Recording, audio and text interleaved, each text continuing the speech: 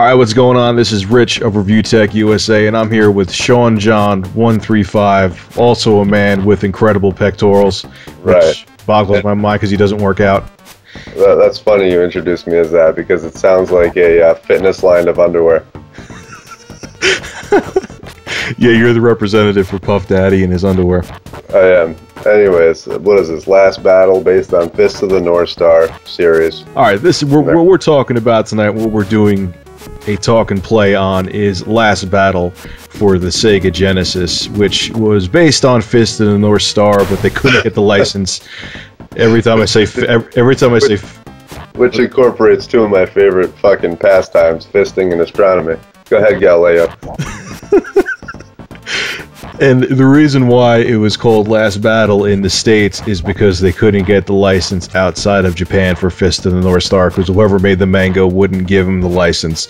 So what we got here was this bland, generic, like, if Kung Fu for the NES was even worse, typical bland side-scroller that... Kung Fu is amazing. This game... Yeah, I said that wrong. Kung Fu does kick ass. I kind of used the wrong analogy for that, but this game is just so painfully boring, it's ridiculous. You do take on a character of Ken, or Kenshiro, and you have amazing posture, fashionable jeans. Tight jeans.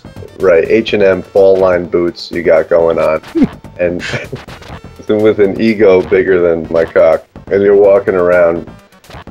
you know, punching. Basically, what is it, a one-hit kill for these guys? Everybody is a one-hit kill. And then, you know, the second thing too is because they weren't sure how Western audiences were back then, they took every form of violence. I mean, at least, you know, they had blood and a little bit of charm to the Japanese version. The one we got here was, you know, you punch the guy, he flew off the screen. And there wasn't even like an animation for him flying off the screen. Like, he just was like, he was still walking and just flew off. Right, he didn't miss a step. Well, the only difference between the Japanese version and the American version was a little bit of blood, but the sound effects were fucking horrible. Every time he kicked, it sounded like he let go of an accidental fart. And it looked like he was doing the can from the ShopRite commercials. Now ShopRite does the can, selling lots of brands of cans. Yeah, fucking the Rockettes for sure. And the thing is, when there were the hit detection, like, how do you... It's such a basic game, and, you know, I don't know how to program code, but you kick, especially before, you know, he rips off his shirt and his pecs, or before his pecs become epic, like, when you kick, the guy's like 2 feet away from you and you hit him.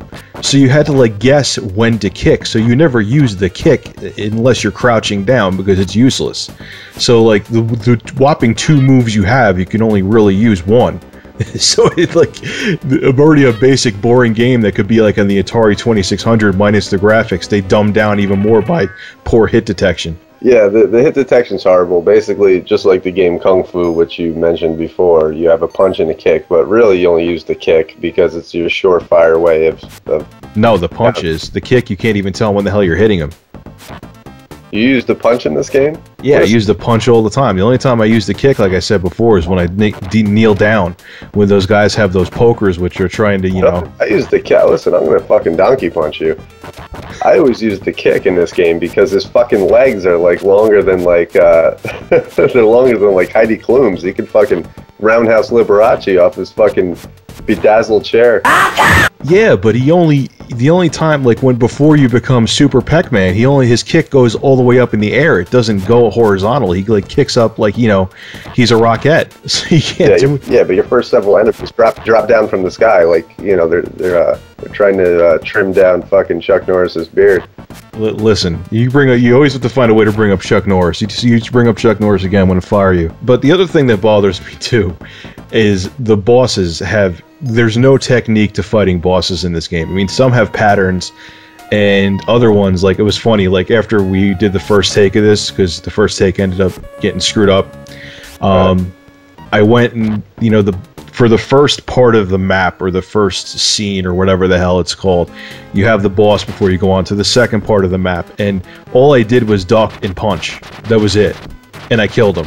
I jump kicked the living shit out of him. See, I try to jump. See, me and you have totally different styles with this game, which I'm surprised I didn't even think it was possible to have two totally different styles. But I was sitting there, it was just kept on hitting the punch button, just tapping it, and that was it. And I killed him. I didn't even move. And then you have to get up in the final move. You have to do the thing where he punches 400,000 times in a second, and then he lets out a scream like he's a 12-year-old Asian girl. Right. The thing, which was the highlight for me. Put your cock on my shoulder. The thing is, though, like when you both kick each other, like the boss, I don't even know how you get this kick off with these fucking tight ass jeans they're wearing. But you actually knock each other back like 3 feet. And it sounds like a bass drum when you kick each other too. That's the best part. And you could kind of choose your path. Like, you know, Kenshiro is essentially like this little like trophy piece. It's like a chess game for retards, and you can choose to go left or right.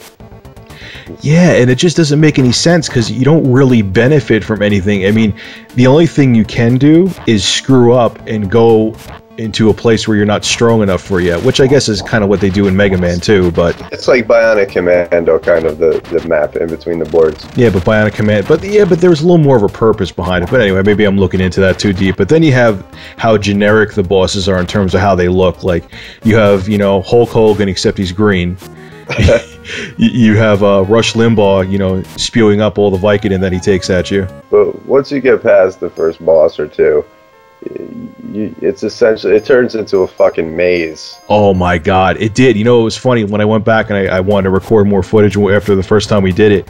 I got really surprisingly far, which to me was the second level because I suck at this game, which is another thing I'm going to get to. And you just don't know where to go. Like, you go to one place and then it sends you back because you can't go further from that piece you went to. So you end up going around in a circle. And then what makes it worse is you don't have any continues or lives. You have one life. So if you die, your health bar keeps going down and down and down throughout the whole map. Yeah, and when you get hit, like, you know, when you in a good game, when you get hit, you have like a period of invincibility. You don't have that in this. Like, if someone keeps wanting to hit you, you're just getting raped. That's it. Right. If you jump into them too far, you can get hit literally 3 or 4 times. Oh yeah, yeah. When you try to jump kick someone, if you don't jump kick at the right time, if their foot touches you, you get hit. It's ridiculous. I don't know. To me, it's like, it's funny because I remember, I forgot I didn't mention this the first time, when the Genesis first came out. You know, this was like one of the games you saw in the commercials because it was such a big difference visually from, you know, Genesis does and what Nintendo don't, and that was a perfect example. Genesis does.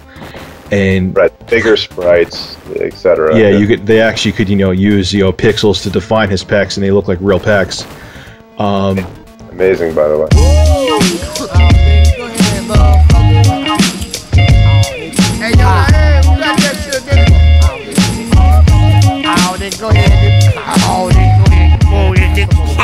They are, man. In a post-apocalyptic world, I'm very impressed that, you know, he could find a place to wax his chest and then put oil on it to look glistening. Right. He's essentially like Bruce Lee with like 36 double Ds. Muscular double Ds too. Those you put your head in between those things, you're gonna have a crushed skull. Right. So in other words, he's like, yeah, his tits are harder than Pamela Anderson's. I don't know about that, man. I think if they got into a tit fight, I think Pamela Anderson would still win. Especially with how many times those nipples been surgically put on and off. Yeah, essentially this guy looks like Tommy Lee with Pamela Anderson's tits. Pretty much. Anyway, this is Rich of Review Tech USA, and this is Sean. I have an amazing chest, John 135, and I will see you on the next Talk and Play. Have a good one.